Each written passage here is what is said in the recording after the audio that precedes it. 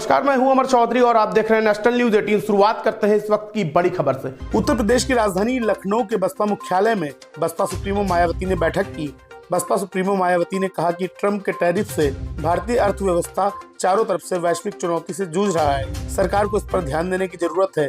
मायावती ने आज पार्टी पदाधिकारियों की बैठक में ये बात कही। उन्होंने पार्टी संगठन की समीक्षा की और पार्टी के जनाधार को बढ़ाने के संबंध में पिछले 2 मार्च को दिए गए दिशा निर्देशों की प्रगति रिपोर्ट लेने के साथ ही आगे के लिए कमियों को दूर कर लक्ष्य की समयबद्ध प्राप्ति हेतु निर्देश दिए। आइए देखते हैं लखनऊ से रोहित रस्तोगी की विशेष रिपोर्ट।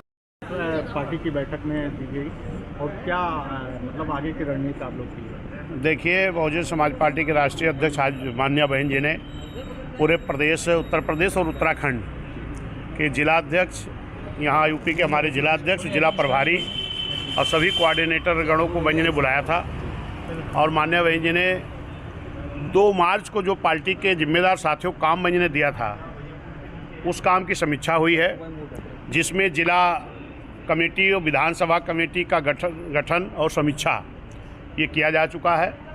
और मान्या बहन जी ने बहुत गंभीरता से ये जो सेक्टर बूथ कमेटी बननी है, अब ये काम आज से जाने के बाद सभी लोग शुरू करेंगे और निश्चित है कि बूथ कमेटी, सेक्टर कमेटी हमारी मजबूती से बनेगी। और जो आने वाला चुनाव होगा 27 का, इसमें बहुजन समाज पार्टी की सरकार बनेगी, उसके लिए पूरी रणनीति तैयार हुई है।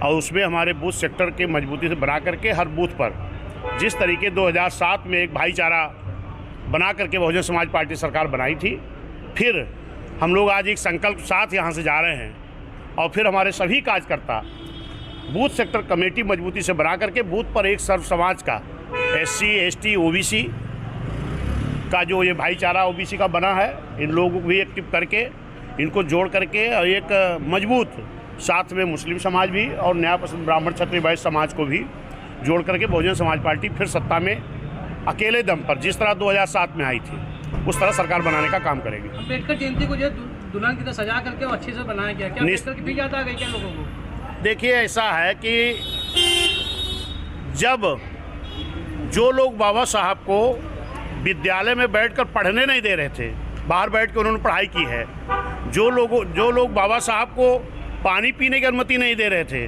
अगर ऐसे लोग भी जयंती मनाना शुरू किए हैं तो जो बाबा साहब के सच्चे अनुयायी हैं उन लोगों को सावधान हो जाना चाहिए। आकाश आनंद जी को लेकर क्या कुछ? आकाश आनंद के लिए मान्या बहन जी ने ट्वीट कर दिया था। पिछले समय में जो मान्या आकाश आनंद जी से कोई त्रुटि हुई थी, उसके लिए उन्होंने ट्वीट करके मान्या बहन जी से उन्होंने कहा था कि बहन जी जो भी गलती हमसे हुई हो पीछे, उसको माफ़ करिए और हम बहुजन समाज पार्टी फिर काम करना चाहते हैं। मान्या बहन जी ने फिर से उनको बहुजन समाज पार्टी में काम करने के लिए जिम्मेदारी बहन जी ने वापस ले लिया है। बाकी अब वो कोई जिम्मेदारी थी, कोई अब जिम्मेदारी जो देना होगा मान्य। बीएसपी सुप्रीमो मायावती की जो बैठक, अहम बैठक चल रही थी, माल बहुजन समाज पार्टी साथ तौर पर देख पा रहे कार्यालय है, यहाँ एक बड़ी बैठक चल रही थी, जिसको लेके उत्तर प्रदेश के कोने कोने से लोग आए हुए थे, यहाँ बैठक में शामिल हुए हैं। ये बैठक समाप्त हुई है। इस बैठक में इस तरीके से जो निर्णय लिया गया है, कहीं ना कहीं 2027 में जो चुनाव होना है उस पर भी रणनीति तय की गई, किस तरीके से कितनी मजबूती के साथ ये चुनाव लड़ेगी, बीएसपी चुनाव लड़ेगी। और बताते हुए ये भी कहा है कि जिस तरीके से दलितों की हो रही हत्या और बलात्कार बहन बेटी के साथ हो रहा है, इस पर सरकार क्यों कोई ठोस कदम नहीं उठाती है, और क्या जिस तरीके से जो घटनाएं सामने आ रही है उस पर सोचने और विचारने की बात नहीं, इस पर कार्रवाई करने की बात है।